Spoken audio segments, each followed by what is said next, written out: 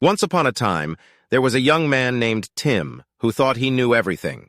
He had read countless books and articles, watched numerous documentaries, and had a wealth of knowledge at his fingertips thanks to the internet. In fact, he often bragged to his friends about how smart he was and how much he knew. One day, Tim heard about a wise old philosopher named Socrates who lived in a nearby village. He decided to pay him a visit to show off his knowledge and perhaps learn a thing or two. When he arrived, Socrates welcomed him with open arms and invited him to sit down and chat.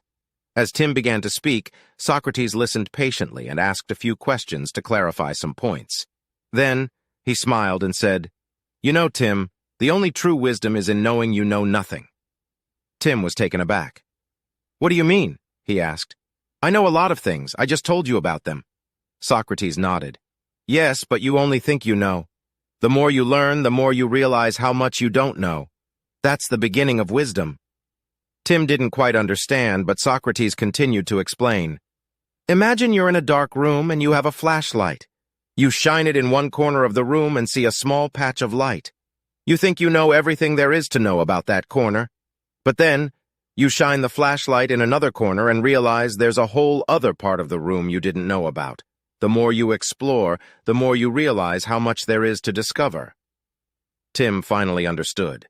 He realized that no matter how much he knew, there was always more to learn.